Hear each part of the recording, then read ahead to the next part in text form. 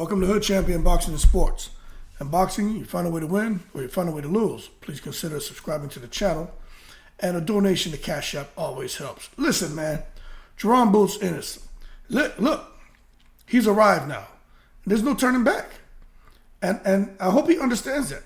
As much as he and his father talk about this is what they want, well, they're here now. And I'm going to tell you right now, as far as that Chikadzian fight, I'm going to consider that Jaron Ennis' first loss, although he won. Because that was the fight for him to come out. What they say, show up, show out. That's what it was supposed to be. What happened is he showed up, like I said in other videos, worrying about the car he was driving, worrying about his jewelry, worrying about his clothes, worrying about what the audience thought, and took it to the stupid. And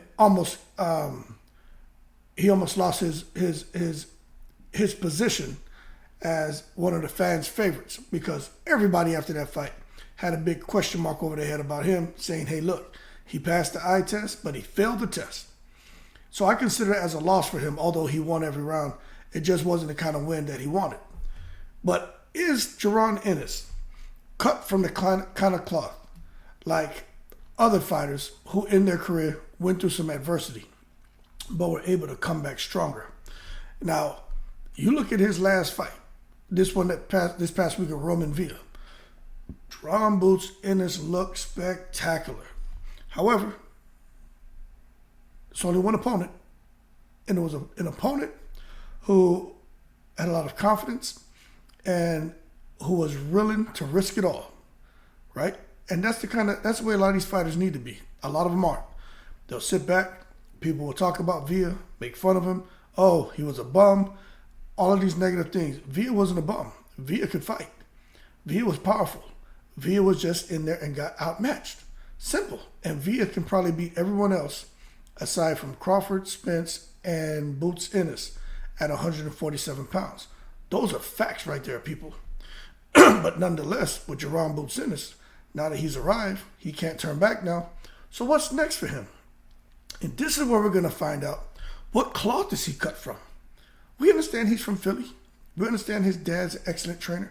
We understand his brothers have boxed. We hear the gym stories about him and what he does as sparring partners.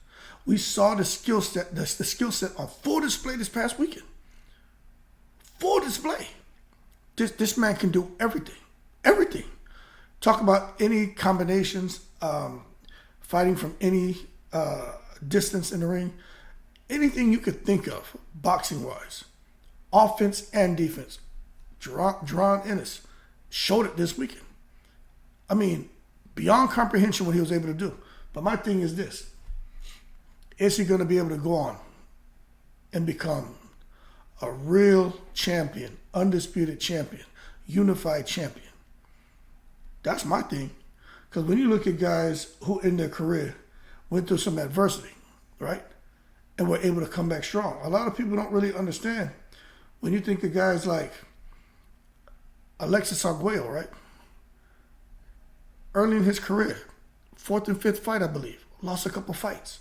Then after that, go on to score 24 knockouts, you know what I mean? And 31 wins. You understand? That is what I want to know. Is Ennis built like that? And when you look at the fighters that Arguello fought, he didn't fight guys who just stood in front of him. He fought some killers, and he fought some guys he probably wasn't supposed to be. Are we sure Jaron Ennis is cut from that cloth? Like, that's my question. He's from Philly. Bernard Hopkins is from Philly. We all know about old Bernard Hopkins, man. When this man turned pro, remember he went to prison, all that, turned pro in his first fight. My understanding is Bernard Hopkins in his first professional fight lost. Isn't that crazy? What did he do after that? He evolved. He beat a lot of people. Matter of fact, man, it's funny because he started his career at the age of 23, right? But he came back after that, and he had 22 straight wins and won a title. Then he evolved his style from being the executioner, then to going on and becoming the alien, and just fighting all the way up until the age, almost 50 years old, like 46, 47. and getting titles. You had to be cut from a very special cloth. All the different styles. Is Jaron Ennis cut from that cloth? We got to look at that. You look at Manny Pacquiao and the adversity he was able to face early in his career. And then to come back, it doesn't matter what you think about whether he was, injecting a little chill pill into his system. Doesn't matter. Look what Manny Pacquiao was able to do, coming back off of a loss, coming out of the Philippines, coming here stateside, hooking up with Freddie Roach, and all of the fights he had and the type of destruction that he caused, all the way until here recently where he fought Keith Thurman. And then he got in there with Yugas, and it is what it is. But is he cut from that kind of cloth? Now you want to really talk about somebody. Talk about Nonito Donaire. Nonito Donaire, man, with the kind of power he has. Another person suffered some adversity early in his career. Then to come back now with that kind of power, man, and to still at his old age be a champion. And see, and these are the conversations we need to have, man. You talk about the brothers, Juan Manuel Marquez and Rafael Marquez. Them guys, man, that's a whole nother type of DNA in those guys' system. Those brothers, man, those guys could fight. And I don't care what anyone says. You have to be a special fighter to go on and win multiple titles.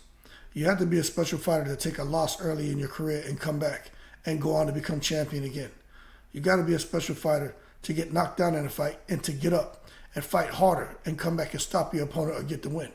You've got to be that.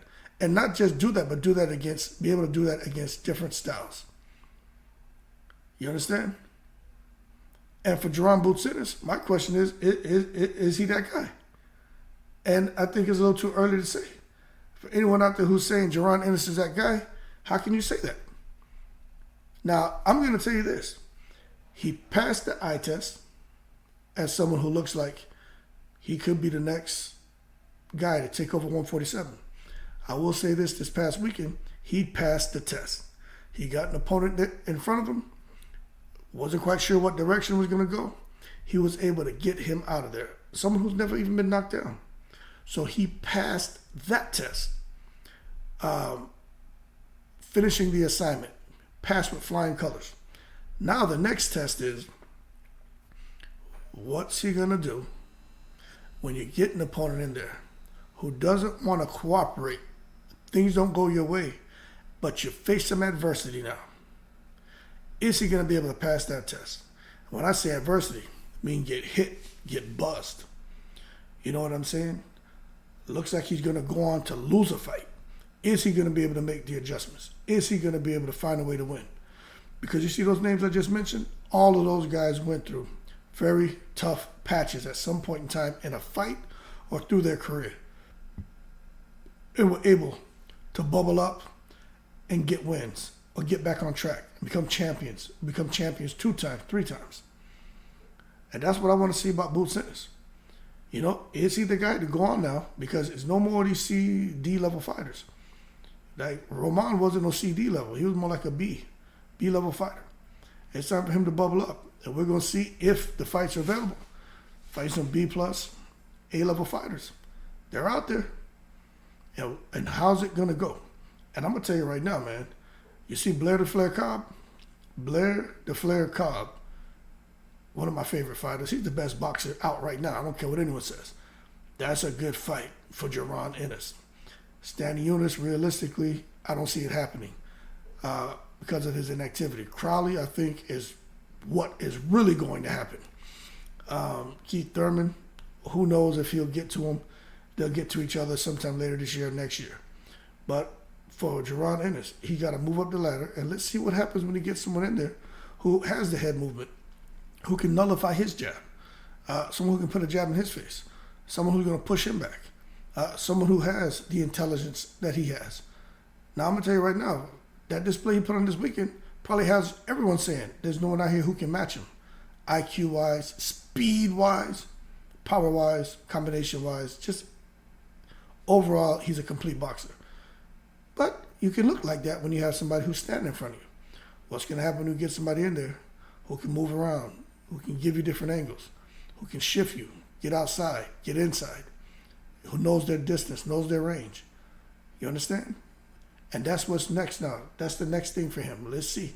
Because all these guys we talk about, Keith Thurman, Mayweather, all the greats, even what's his name, Spence, Brooke, Amir Khan, Bud Crawford, all these guys have shown, the active and retired fighters, they've shown at some point in their career, Lamont Peterson, Zab Judah, these are guys who have shown that no matter what happens to them in their careers, that they're able to make the right adjustments no matter what kind of opponent is in front of them and get the win and continue on an upward trajectory or suffer some adversity, but able to regroup and come back and rack up some wins against top-notch opponents. So for me, with Jaron Ennis, he's arrived. No turning back now. But let's see what happens when the real deal starts. Because now, in my opinion, this is where the game really begins. And let's see what happens now when he's thrown in there with somebody who's not going to stand in front of him, but who's not going to run either. Let's see what happens if in fact, he gets in there with a guy on the level of a Keith Thurman. Because just like we say, Keith Thurman, he's supposed to fight Ugas. We know Keith Thurman has some rust on him. But like my boy Mills points out, Keith Thurman is one of the younger veterans at 147. Keith Thurman is one of the more rested veterans at 147. However, Keith Thurman may have some rust on him for being inactive. But that's not necessarily a bad thing. But the fight that I would like to see is Boots versus Thurman. But I know what's going to happen next, because I got the hood champion crystal ball over here, is Boots against Crowley. It's the only realistic fight that can be made, unless Blair the Flair Cobb, the best boxer in the world, gets a crack at him. And let me tell you something. Boots is going to have someone who's going to be coming in there to fight him. If he gets Crowley or if he gets Blair the Flair. And then we're going to see what happens. I think Boots beats them both, but it's going to be interesting to see what he does. Then after that, hopefully he gets a shot at like a Thurman. And then the real deal starts. Nonetheless, glad Boots Ennis was able to bounce back. He's on his way. Let's see what happens with him in his career now, because now he's on everyone's radar. You can't go backwards. You can't come in and get scared. Don't be scared. Can't get scared now. It's what you wanted, you got it.